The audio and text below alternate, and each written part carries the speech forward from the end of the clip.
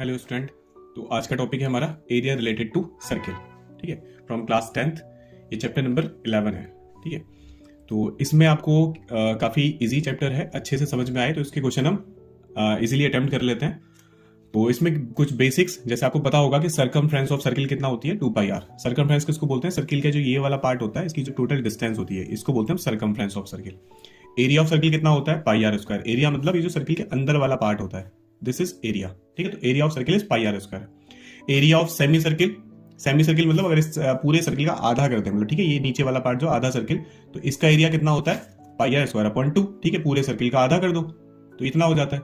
Area of quadrant, quadrant मतलब क्या होता है कि एक सर्किल के 1/4 पार्ट, ठीक है, सर्किल के 4 इक्वल हिस्से कर दिए जाए तो उसमें जो एक हिस्सा होगा उसको बोलेंगे कि दिस इज क्वाड्रेंट। और क्वाड्रेंट का एंगल ना हमेशा 90 होता है, क्योंकि देखो पूरा एंगल कितना होता है? 360। ठीक है, एक सर्किल का पूरा एंगल कितना होता है? 360। एक सर्किल का कंप्लीट एंगल 360 होता है। 360 का अगर हाफ कर देंगे तो 360 का अगर हम हाफ करेंगे तो उसका एंगल कितना होगा? 180। ठीक है, 180। लेकिन अगर एक सर्किल का ऐसे पूरा 4 इक्वल पार्ट्स कर देंगे, मतलब एक एंगल, इसका एक पार्ट का एंगल कितना होगा, तो इसका मतलब हमें क्या करना होगा? 360 को डिवाइड करना होगा 4 से, और ये कितना आ जाएगा? 90 डिग्री। तो एक क्वाड्रेंट का एंगल कितना होता है? 90। ठीक है, तो लेकिन ये सब तो हो गए सर्किल के इक्वल पार्ट्स। लेकिन ऐसा भी तो हो सकता है कि सर्किल के इक्वल पार्ट ना हो, ओनली इतना गिवन हो कि ये ऐसे करके हम बना लेते हैं कि सेक्टर। तो अब इसमें वही आगे पॉइंट्स आता है, हाँ वही कंसेप्ट आ जाते हैं इसमें कि आपको पता होना चाहिए कि सेक्टर क्या होता है। ठीक है, तो सेक्टर क्या होता है कि जब हम सेंटर से ऐसे 2 रेडियाई बनाए तो ये जो दोनों रेडियस हैं इनके बीच का ये जो जगह है, जो रीजन है, इसको हम बोलेंगे दिस इज सेक्टर। और ये सेक्टर 2 टाइप से, this is minor sector and this is major. ठीक है, जो बचा हुआ सर्किल का जो बचा हुआ पार्ट है इसको बोलेंगे दिस इज मेजर सेक्टर। ठीक है, और ये जो छोटा वाला पार्ट है ये जो, इसको बोलेंगे माइनर सेक्टर। इसका एरिया निकालना हम सीखते हैं, तो एरिया ऑफ सेक्टर, ठीक है, माइनर सेक्टर भी बोल सकते हैं। तो एरिया ऑफ सेक्टर कितना होता है? Area of sector θ/360 into πr²। ठीक है, θ/360 मतलब जितना भी एंगल यहां पे बन रहा होगा थीटा, इस पूरे 360 में से केवल उतने पार्ट का एरिया में निकालना है। जैसे कि एक सर्किल में जब पूरा क्या होता है? क्वाड्रेंट होता है। तो क्वाड्रेंट मतलब पूरे सर्किल का एरिया निकाल के अगर हम उसको 4 से डिवाइड कर दें तो आंसर इसका आ जाता है। ऐसे ही अगर हम पूरे सर्किल का एरिया निकाल के ये पता कर लें कि ये जो सेक्टर है ये इस पूरे सर्किल का कितना पार्ट है, जैसे 2/3 पार्ट है या 3/4 पार्ट है या कितना भी और पार्ट है, तो अगर हम ये पता कर लें तो सीधा उससे आंसर निकल सकता है। तो ये उतना ही है कि θ/360 का मतलब कि जो एंगल है ये पूरे सर्किल का कितना पार्ट है। जैसे हमें ये पता लगता है कि ये 1/4 पार्ट है या जो भी पार्ट है, तो फिर हम पूरे सर्किल का एरिया निकाल के उसे उतने से सॉल्व कर लेते हैं। ठीक है, उतना पार्ट निकाल लेते हैं 2/3। जैसे हमें पता लग गया कि this is 2/3 part of whole circle, तो फिर रेडियस की वैल्यू पुट करके आगे का आंसर निकाल लेते हैं। ठीक है, एंड ऐसे ही इसमें क्या होता है concept? Length of arc. Length of arc किसको बोलते हैं? कि इसमें ये यहां से यहां तक की जो लेंथ ऑफ आर्क, ये आर्क है, इसकी हमें लेंथ अगर कभी निकालनी पड़े तो हम कैसे निकालते हैं?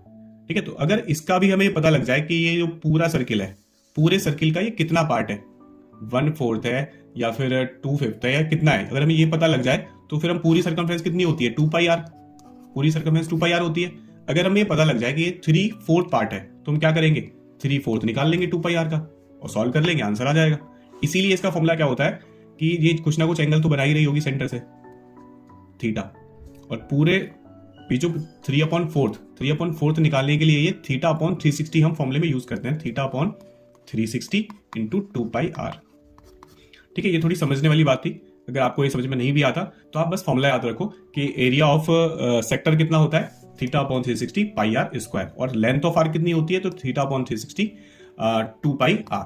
ठीक है, length of arc, length of arc आपको देखनी आनी चाहिए कि इसको बोलते हैं आर्क, और इसकी हमें अगर कभी लेंथ की जरूरत पड़े, जैसे कि क्वेश्चन क्या आ सकता है कि कोई पर्सन यहाँ पे खड़ा था और वो ऐसे करके सर्किल की सर्कमफ्रेंस पे चला और यहाँ तक चला है, तो बताओ इसने कितना डिस्टेंस कवर की तो उसका आप कैसे निकालोगे? उसके लिए आप ये देखोगे एंगल हमें गिवन है या नहीं है गिवन। जैसे गिवन है कि 60 डिग्री एंगल पे चला है, तो ठीक है 60 डिग्री एंगल पे चला है, तो फिर यहाँ पे वैल्यू पुट कर देंगे 60/360 इंटू 2πr। पाई की वैल्यू जैसे हम 22/7 यूज करते हैं, या फिर गिवन होती है तो 3.14। आर की कोई ना कोई रेडियस गिवन होगी, इसके सर्किल की रेडियस 21 मीटर है या सेंटीमीटर है, जो भी है, और वैल्यू सिंप्लीफाई कर आके अपना आंसर निकल आता है। ठीक है, आगे का काम तो सिंप्लीफाई करना है, तो वो आपको आता होगा। ठीक है, तो सिंप्लीफाई कर लेंगे, आंसर इसका ऐसे निकल आता है। देन उसके बाद में इसमें एक और फॉर्मूला क्या होता है कि एरिया ऑफ सेगमेंट। अब सेगमेंट किसको बोलते हैं? कि सर्किल में जब एक कॉर्ड ड्रॉ होती है तो ये वाला पार्ट जो होता है सेगमेंट होती है, माइनर सेगमेंट। ठीक है, ऐसे ही लेंथ ऑफ आर्क में भी होता है कि एक तो माइनर आर्क होती है और एक मेजर आर्क होती है। ठीक है, फॉर्मूला चेंज नहीं होता मेजर आर्क के लिए। अगर मेजर आर्क है तो फॉर्मूला तो वही रहेगा, θ/360 इंटू 2πr।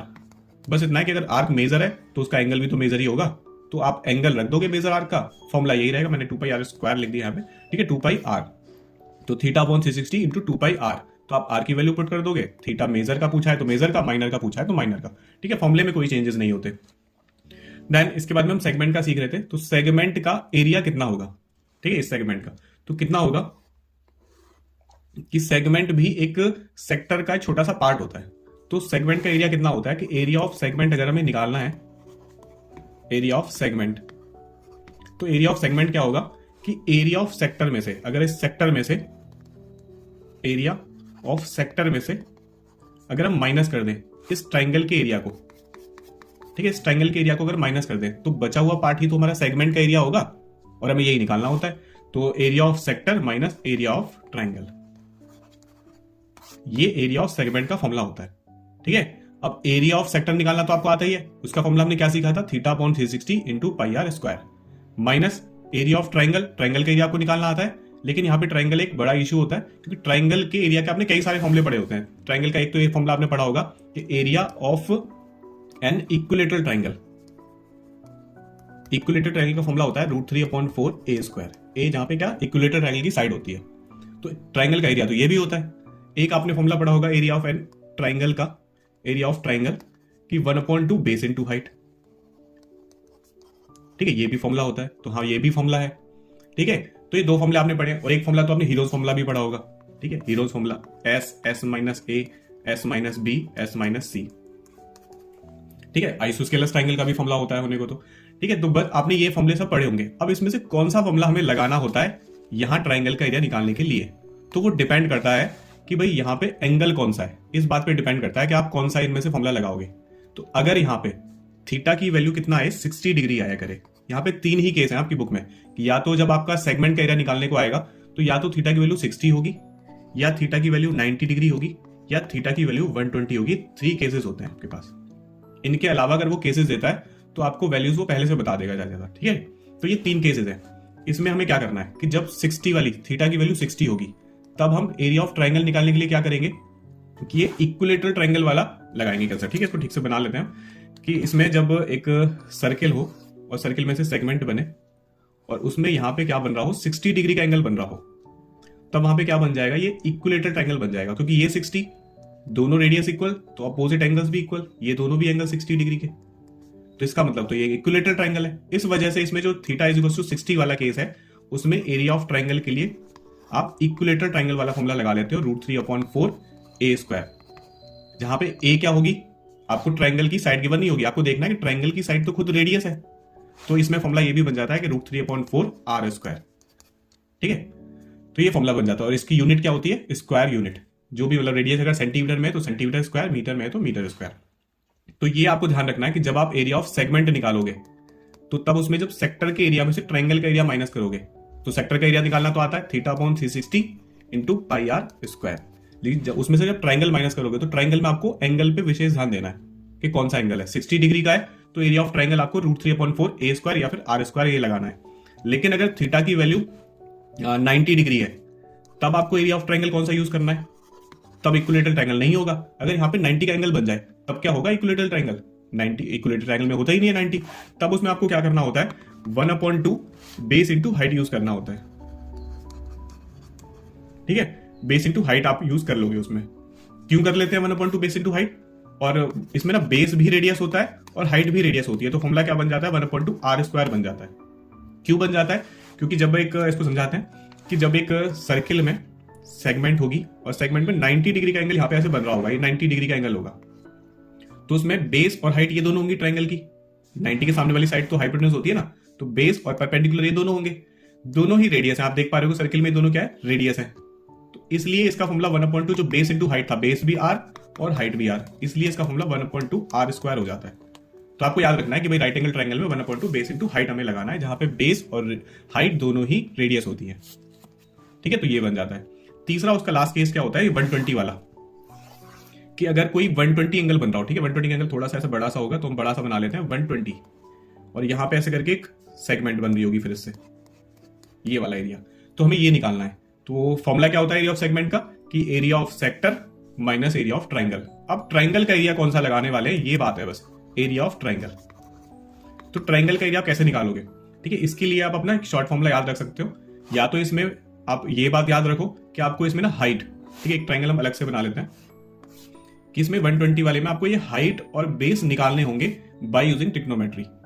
या फिर आप इसको थोड़ा टाइम सेव करना चाहते हो तो इसका डायरेक्ट फॉर्मूला याद कर सकते हो, R square sine theta by 2 and cos theta by 2। ये फॉर्मूला उसी से बनाए कि जब आपने बेस और ये सॉरी बेस तो ये और हाइट ये, जब आपने बेस और हाइट निकाले होंगे तो ये फॉर्मूला डिजाइन हो जाता है, ठीक है। तो आप एरिया ऑफ ट्राइंगल के लिए R square sine theta by 2 और कॉस थीटा बाई 2 का फॉर्मूला याद रख सकते हो, ठीक है। एरिया ऑफ ट्राइंगल आपको इससे निकालना है जब थीटा इज इक्वल टू 120 वाला केस हो। तो आपको क्या पुट करना है, आर स्क्वायर साइन 120/2, ऐसे ही कॉस 120/2, आर स्क्वायर ये 120/2 कितना हो जाएगा, साइन 60, एंड ये कितना हो जाएगा, कॉस 60, ठीक है।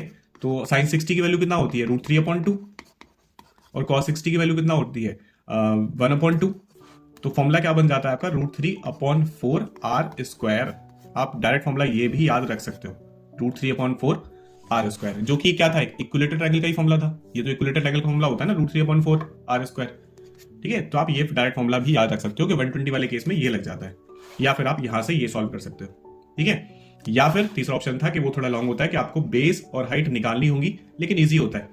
आपने ट्रिग्नोमेट्री में सीखा होगा कि अगर हमें एक राइट एंगल ट्रायंगल में कोई भी एक साइड पता हो और एक एंगल पता हो, जैसे इसमें एंगल कितना होगा 60 डिग्री का, क्योंकि ये दोनों कॉन्ग्रुएंट ट्रायंगल्स होते हैं, तो 60 डिग्री का एक एंगल पता हो और एक साइड पता हो तो हम इजीली उसकी ये साइड पता कर सकते हैं और ये भी पता कर सकते हैं। ये इसका डबल होती है तो ये भी पता हो ही जाएगी, ठीक है। तो आपके पास में 3 वेज है, ये फॉर्मूला याद करो, ये याद करो, या फिर खुद निकाल लो बेस और हाइट, ठीक है। और उसके बाद 1/2 बेस इंटू हाइट फॉर्मूला लगा लो, ठीक है। तो ये सब एरिया ऑफ सेगमेंट यहां तक हो गया। बाकी इसमें कंसेप्ट तो यही है। इसमें कुछ प्रीवियस कंसेप्ट भी थे जो अभी हमारी न्यू वाली बुक्स में हटा लिए गए, जैसे कि उसको हम रिवाइज करें तो एरिया ऑफ जब कॉन्सेंट्रिक सर्किल बनाएंगे हम, कॉन्सेंट्रिक सर्किल्स क्या होते हैं, ऐसे सर्किल्स जिनका सेंटर सेम हो बट रेडियस डिफरेंट हो, तब ऐसे सर्किल को हम कॉन्सेंट्रिक सर्किल बोलते हैं। तो हमें एरिया बिटवीन कॉन्सेंट्रिक सर्किल निकालना हो तो कैसे निकालते हैं, ऐसा क्वेश्चन भी था पुरानी वाली बुक्स में, कि उसमें क्या होता है कि इसके बीच का एरिया हमें निकालना होता है, एरिया बिटवीन कॉन्सेंट्रिक सर्किल। तो हम कैसे निकालते हैं कि जो बाहर वाला सर्किल है बड़ा वाला, उसमें से माइनस कर देते हैं छोटे वाले सर्किल के एरिया को, ठीक है। अगर हम बड़े वाले सर्किल के एरिया में से इस छोटे वाले सर्किल के एरिया को कर दें माइनस, तो सीधी सी बात है ना कि बचा हुआ एरिया सब निकल आएगा हमारा, ठीक है। तो यही काम करना होता है इसमें। तो अगर आपको कभी ऐसा केस कोई आए क्वेश्चन में कि आपको ऐसे बीच का एरिया निकालना पड़े, तो आप उसमें से बड़े वाले में से छोटा वाला एरिया माइनस कर दो। और ये कंसेप्ट तो छोटी क्लास के बच्चे करते हैं। वो ऐसे क्वेश्चन पढ़े होंगे आपने कि जब एक रेक्टेंगुलर कोई भी फील्ड है या कुछ भी है और उसमें ऐसे करके पाथ बना हुआ है, तो वो बोलता है कि आप एरिया ऑफ पाथ निकालिए। तो हम क्या करते हैं, बाहर वाली जो रेक्टेंगल है इसमें से अंदर वाली रेक्टेंगल के एरिया को कर देते हैं माइनस, तो फिर बची हुई हमारा ये जो एरिया आ जाता है इसको हम ऐसे निकाल लेते हैं। तो ये भी तो ऐसे करते हैं कि एल बी बाहर वाली रेक्टेंगल में से अंदर वाली को माइनस कर लेते हैं और एरिया निकल आता है। वही कंसेप्ट इसमें चलता है एरिया बिटवीन कॉन्सेंट्रिक सर्किल में, ओके। एक इसमें कंसेप्ट क्या आता है कि अगर कोई ऐसे व्हील है और वो कुछ डिस्टेंस कवर कर रहा है, तो नंबर ऑफ रिवॉल्यूशन, मतलब इसको यहां से यहां तक जाने में कितने रिवॉल्यूशन करने होंगे, ठीक है। जब ऐसे चल के जाएगा, ऐसे घूम घूम के ऐसे जाएगा इसमें करके, तो कुछ तो रिवॉल्यूशन करेगा कि इसने 1 कर लिया, 2 कर लिया, 3 कर लिया। तो देखने में ऐसा लग रहा है कि ये इसके ज्यादा 2 भी पूरे कर पाए, यहां से यहां तक जाने में 2 भी पूरे कर पाए तो बहुत बड़ी बात हो, क्योंकि जब ये पूरा चलेगा तो ये जो एक लाइन है इसको आप ऐसे इमेजिन कर सकते हो, मैं इसको यहाँ से कट कर दूं तो ये कितनी बड़ी लाइन बनेगी, ऐसे करके लाइन पूरी यहाँ तक तो बनी जाएगी इतनी बड़ी। जब इसको मैं ऐसे खोलेंगे तो आप इमेजिन कर सकते हो, इसको जब हम कट करेंगे तो इतनी बड़ी लाइन तो यहाँ के ऊपर आई जाएगी। तो एक चक्कर तो इसका यहाँ से लेके यहाँ तक ही होगा, दूसरे वाला हो ही नहीं पाएगा क्योंकि उसका आधा ही है, तो 1.5 चक्कर ही लगेगा इसका यहाँ से यहाँ तक, ठीक है। तो इस बात को नंबर ऑफ रिवॉल्यूशन हम निकालते कैसे हैं, नंबर ऑफ रिवॉल्यूशन, उसके लिए बस हमें इतना करना होता है कि आखिर कितना डिस्टेंस हमें टोटल कवर करनी है। तो टोटल कवर्ड डिस्टेंस, ठीक है, या टोटल डिस्टेंस में लिख दूं कि जितना हमें टोटल डिस्टेंस कवर करनी है, उसको हमें डिवाइड करना होता है सर्किल की सर्कमफ्रेंस, मतलब जो भी व्हील है उसकी सर्कमफ्रेंस 2πr से, सर्कमफ्रेंस इसको बोलते हैं ना ये, और ये यही वाली थी मैंने जब इमेजिन कराया कि कट करेंगे तो सर्कमफ्रेंस ये 2πr हो गई। तो सर्कमफ्रेंस से डिवाइड करते हैं। और कोई बड़ा व्हील होता, ठीक है, बड़ा व्हील होता तो उसको तो एक चक्कर भी नहीं लगता इसको पार करने में, तो डिपेंड करता है ना कि उसकी सर्कमफ्रेंस कितनी है, तो हमें सर्कमफ्रेंस से डिवाइड करना होता है। तो टोटल नंबर ऑफ रिवॉल्यूशन कैसे निकलते हैं कि जितना डिस्टेंस हमको चलनी है वो अपॉन सर्कमफ्रेंस, ऐसा करके हम नंबर ऑफ रिवॉल्यूशंस को फाइंड आउट कर लेते हैं, ठीक है। देन इसमें एक ऐसा क्वेश्चन आता है, जैसे काफी इंटरेस्टेड क्वेश्चन है कि कोई गाड़ी है जिसका व्हील की रेडियस हमें गिवन होती है, जैसे कि 7 सेंटीमीटर हमने मान ली। 7 सेंटीमीटर वैसे तो काफी छोटा होता है, ये तो कोई खिलौने वाली गाड़ी होगी, ठीक है। तो कोई खिलौने वाली गाड़ी है जिसकी रेडियस 7 सेंटीमीटर है, ठीक है। तो फिर अब उसको डिस्टेंस कवर करनी है, ठीक है। घर में मतलब जैसे घर में कोई बच्चा खेल रहा है, उसको एक दीवार से दूसरी दीवार तक जाना है, ठीक है। एक वॉल से लेकर दूसरी वॉल तक जाना है। तो वो ये देखना चाहता है कि जो व्हील है, इस गाड़ी का जो व्हील होगा वो कितने रिवॉल्यूशन करेगा। जब यहां से चलना स्टार्ट करेगा वो व्हील, तो यहां से यहां तक कितने रिवॉल्यूशन करेगा, ये उसे पता लगाना है, ठीक है। तो वो क्या करना चाहिए उसको, अभी तो आपको फॉर्मूला आ गया कि हमें सबसे पहले देखना होगा कि आखिर डिस्टेंस कितनी है। डिस्टेंस नापेंगे, जैसे हमारे रूम की डिस्टेंस बैठी 5 मीटर। फिर हमें क्या देखना है कि हमारे जो व्हील है इसकी रेडियस कितनी है, क्योंकि इसकी रेडियस हमारे किस काम आने वाली है, क्योंकि हम टोटल डिस्टेंस को डिवाइड करने वाले हैं 2πr से। तो r की जरूरत पड़ेगी, तो r कितनी है, तो आप इसको सॉल्व कर लोगे कि 2π की वैल्यू जैसे हमें 22/7 यूज कर ली, 22/7 ऊपर चला जाएगा। रेडियस कितनी, 5 सेंटीमीटर। प्रॉब्लम इज दिस कि 5 मीटर है और ये 5 सेंटीमीटर है, तो आप इसको सेंटीमीटर में चेंज कर लो, जिसके लिए आप 100 से मल्टीप्लाई कर दोगे। एंड 2 × 22 मल्टीप्लाई ये 5। उसके बाद जितना जैसे कैंसिल हो जाए, ठीक है, क्योंकि ये थोड़ा बहुत पॉइंट्स में कैंसिल होगा। तो आंसर वैसे तो नंबर ऑफ रिवॉल्यूशन पॉइंट में नहीं आने चाहिए, बट अगर आते भी हैं तो आपसे बोलेगा कि कितने कंप्लीट रिवॉल्यूशन कर लेगा। अगर आंसर क्या आता है इसका, पॉइंट में आता है, तो आपसे बोलेगा कंप्लीट रिवॉल्यूशन कितने कर लेगा। तो कंप्लीट रिवॉल्यूशन जैसे आपका आंसर कितना भी आ गया, जैसे हम थोड़ा बहुत अप्रोक्स आंसर निकालते हैं कि 100 आ गया, फिर ये हो गया 700 और ये 44। तो 44 से जब हम इसको डिवाइड करेंगे तो 44 बन जा, तो यही चला जाएगा। और लगभग 44 बन जा के बाद में कितना बचेगा इसमें, तो लगभग चलो जितना भी आ जाए, जैसे 44 के बाद में लगभग 16 17, ठीक है। डिवाइड करने में टाइम वेस्ट नहीं करना चाहता, तो लगभग 17 पॉइंट कुछ ऐसे करके आ गया, ठीक है। 426 कितना भी कुछ आ गया, ठीक है। तो इसमें तो कितना हो जाएगा कि अब हम बोल देंगे कि कंप्लीट रिवॉल्यूशन तो ये 17 ही करेगा, ठीक है। लेकिन अगर कंप्लीट कट हो जाता तो भैया कंप्लीट 17 हो ही जाते, ठीक है। तो आप इसको एक इग्नोर कर दोगे, जो हाफ चलेगा नंबर ऑफ रिवॉल्यूशन, तो कंप्लीट रिवॉल्यूशन तो 17 ही होंगे इसके, ओके। तो ऐसे क्वेश्चंस है इसमें। एक ऐसा क्वेश्चन भी है जिसमें स्पीड गिवन होती है कि कोई गाड़ी 5 किलोमीटर पर आवर की स्पीड से चल रही है, तब वो कितने रिवॉल्यूशन करेगी इन 1 मिनट या 10 मिनट्स। 10 मिनट में कितने रिवॉल्यूशन करेगी। रेडियस उसकी मान लो ये 7 है, स्पीड उसकी 5 किलोमीटर पर आवर है, तब हम कैसे करेंगे। देखो फॉर्मूला तो वही है कि टोटल डिस्टेंस अपॉन सरकमफ्रेंस। लेकिन सरकमफ्रेंस चलो हम निकाल लेंगे, क्योंकि हमें रेडियस तो गिवन है ना डायरेक्ट 7 सेंटीमीटर, तो सरकमफ्रेंस तो 2πr वही हो जाएगी।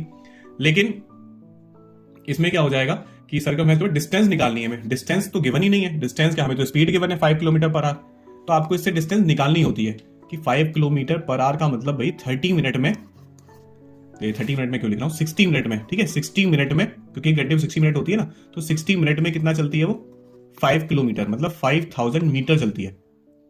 तो फिर 1 मिनट में कितना चलेगी, 5000 अपॉन 60, ठीक है। ये भी हम इसको कट कर लेंगे तो आंसर आ जाएगा जो भी, लेकिन ये आंसर थोड़ा ये भी पॉइंट में आएगा, ठीक है। तो इतना चलेगी ये वाला, तो 1 मिनट में, तो 1 मिनट में इतना चलेगी, तो फिर हमें कितना निकालना है 10 मिनट में, तो 10 मिनट में कितना चलेगी, तो उसके लिए आप 10 से मल्टीप्लाई कर दोगे, ठीक है। तो इससे आपको पता लग जाएगा कि अच्छा 10 मिनट में इतना चलेगी, तो ये आपकी हो जाएगी डिस्टेंस इन मीटर, क्योंकि हमने मीटर में चेंज कर लिया था। फिर आप इसको डिस्टेंस की जगह रख दोगे, डिस्टेंस की जगह, और सरकमफ्रेंस है ही फॉर्मूले में। तो जब भी आपको नंबर ऑफ रिवॉल्यूशन निकालने हो तो डिस्टेंस अपॉन सरकमफ्रेंस, अगर आपको डायरेक्टली डिस्टेंस गिवन है तो ठीक है, नहीं तो डिस्टेंस आपको थोड़ा बहुत घुमा फिरा के गिवन है, तो आपको पहले डिस्टेंस निकालनी होगी, तभी आप इस क्वेश्चन को अटेम्प्ट कर पाओगे, ओके। और देख लेते हैं इसमें कुछ मिस तो नहीं हुआ, सब कुछ हमने कवर कर लिया। Area of semi circle, quadrant, between concentric circle, revolution, sector, segment, 60, 90, 120 cases, ठीक है, सभी डिफाइन कर लिए। लेंथ ऑफ आर्क, ठीक है, यही सब इस चैप्टर में है। तो आपको इतना सब अगर आता है तो ये चैप्टर आप अच्छे से कर सकते हो। चलो आज के लिए इतना ही काफी, थैंक यू।